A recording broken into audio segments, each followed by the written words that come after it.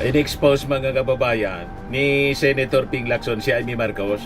Sabi ni Ping Lacson, si Amy Anya has at least 2.5 billion allocable sa 2026 budget. Daldal ng kasi ng daldal. Mga kababayan si Amy Marcos.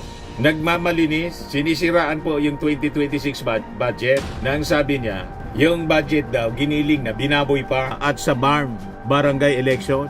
Ayan o, tinulgsa ni Amy Marcos ang GAA na ayon sa kanya ay hindi isang developmental budget kundi isang political budget.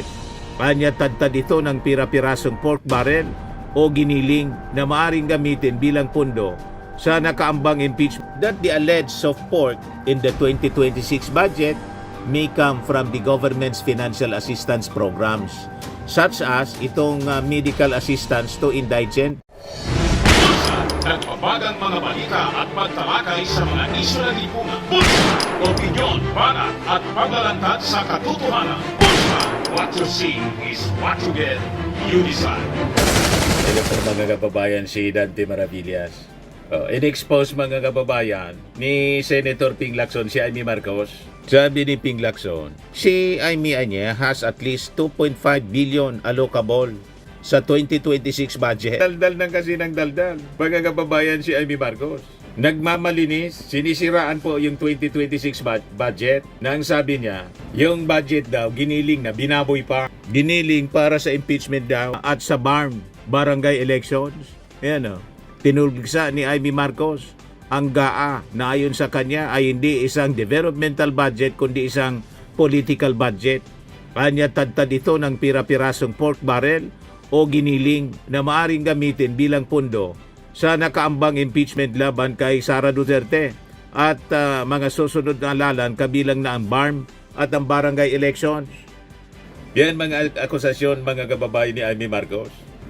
Tapos sinakusa pa ni Amy Marcos yung Senate Blue Ribbon Committee na pinamumunuan ni Ping Lacson na sa investigasyon niya may kinikilingan. Ayaw niya idiin yung kanyang pinsan na si Martin Romualdez. Gusto niya kasi idiin. Baseless niya, sabi ni Ping Lacson. Unfair niya, untruthful and baseless. Lahat naman niya, binibigyan ng pagkakataon na magtanong, tinabla ni Ping Lacson. O ngayon, ito na, in-expose tuloy mga kababayan ni Ping Lacson na may bilyon-bilyon pala na allocable itong si Amy Marcos.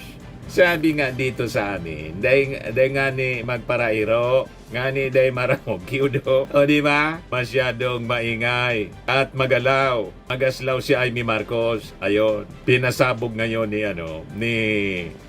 Ping Lacson. Itong si Amy Marcos pala, may allocables na 2.5 billion sa 2026 budget. Sabi po dito ni Ping Lacson. Sabi sa balita ng GMA News Online, Senate President Pro Tempore Ping Lacson on Sunday denounced Senator Amy Marcos' allegations regarding the 2026 General Appropriations Act, adding she has an allocable fund in the 2025 budget based on the Cabral files. Si Senator Amy, mayroon din doon. Kung hindi 2.5 billion, nasa 3.5 billion. O, mas malaki pa pala. Yun pong data release niya. May mga na-release doon, sabi po ni Ping Lacson. Ayo, nagmamalinis. Napuno tuloy mga kababayan si Ping Lacson. In-expose ngayon siya. Basean niya ito sa Cabral files. Lahat daw na senador mayroon. Ang pinakang maliit, sabi ni Libiste mismo, ni Leandro Libiste, pati yung nanay niya, dinaglag. 1 billion man lang niya yung sa nanay ko. Sabi ni Ping Lacson, siya, referring to Amy Marcos, yung nag-iingay, nataas ang criticize niya ang napirmang budget ng 2026. Kung ganon, definition niya ng pork.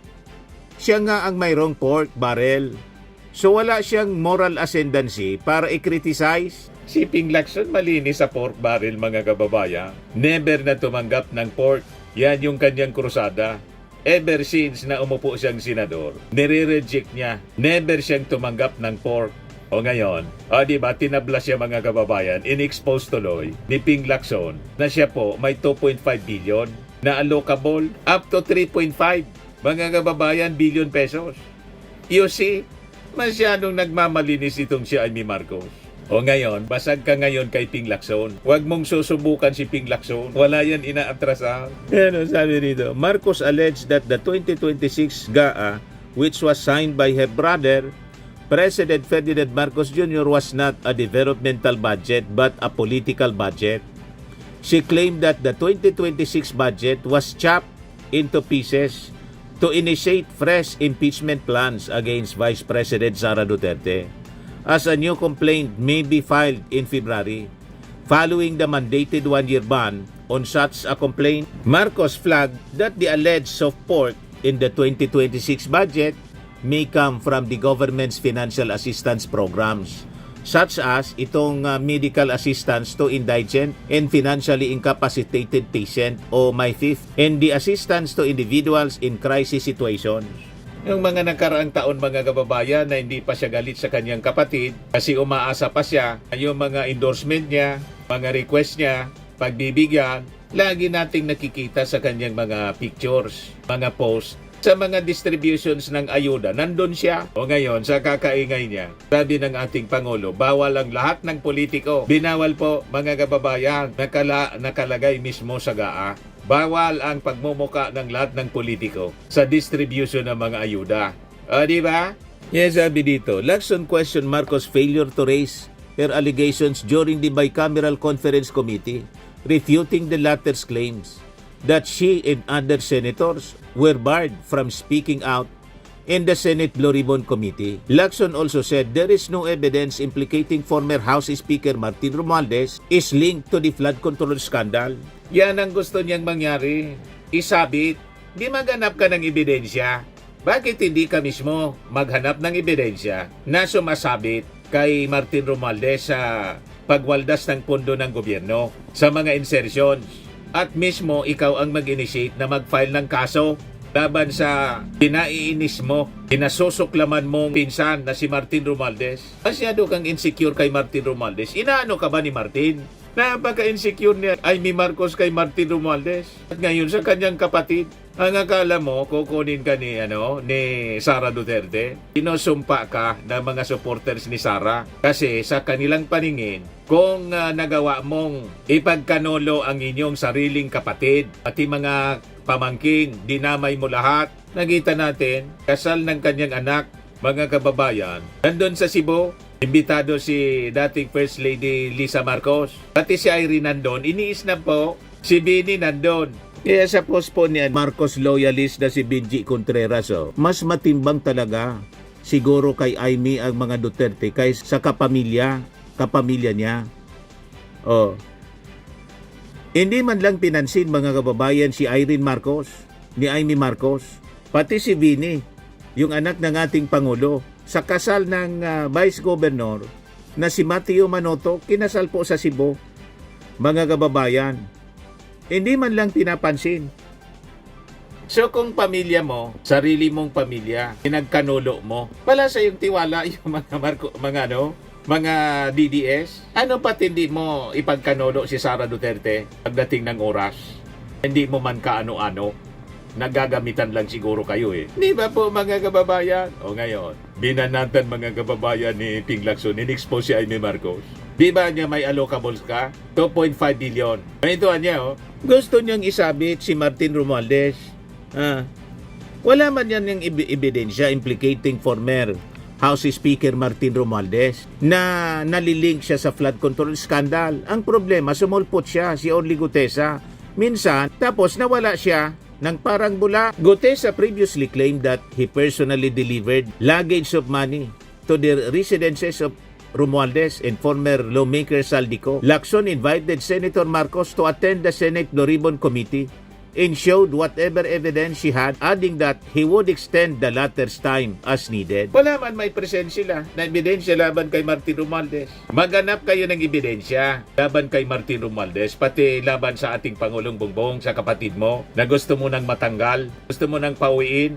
Di ba sa Ilocos? Yun ang laman ng speech mo doon sa rally ng Iglesia ni Cristo. Kasi bangag yung kapatid mo, wala man maniwala po sa inyo. Mas bangag ng pag-uugali ninyo. Yan ang ugaling bangag. Saan ka nagkakita, mga kababayan, na ganyan na ugali ng isang kapatid? Kaya sabi ng ating Pangulo, the woman Anya you see on television is not my sister. Maghanap kayo ng ebidensya laban kay Martin Romualdez. Ipakulong ninyo kung kaya ninyo. Hindi yung puro kayo propaganda.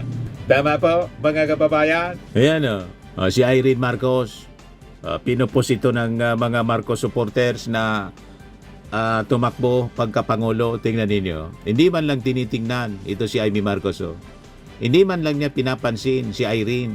Kasi insecure siguro kay Irene Marcos kasi maganda. Pinakang maganda sa kanilang pamilya. Di ba? Pati sa mga anak po, mas gwapo ang anak ng ating Pangulo kay Lisa Marcos kaysa sa mga anak ni Amy Marcos. Di ba? Ito si Benny. Yan poging-pogi.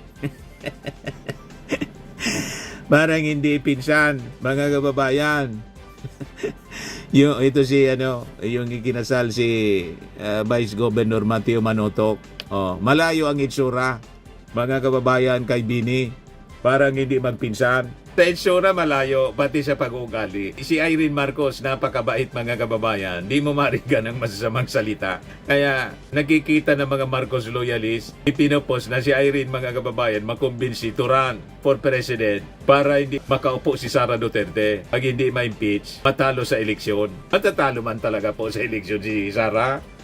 Lahat po na laging number 1 sa survey, hindi po nananalo sa eleksyon sa pagka-presidente. Si Binay, si Grace po, di ba? Hindi manalo po. Lahat ng leading, mga kababayan.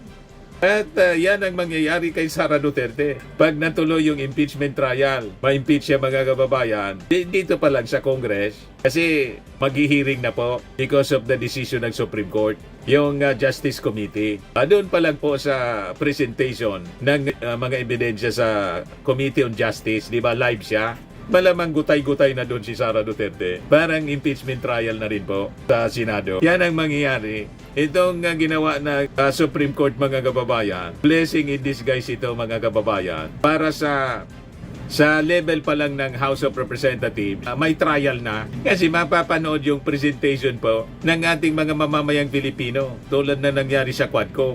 Siguradong gutay-gutay na doon, durog na si Sara Duterte. Pag nabuksan yung mga bank accounts, mga kababayan, na pinasukan ng milyon-milyon mula sa, alam na ninyo, yung sinasabi po ni Trillanes na joint account nila ni Sara Duterte at sa Digong, kung saan galing yung pera.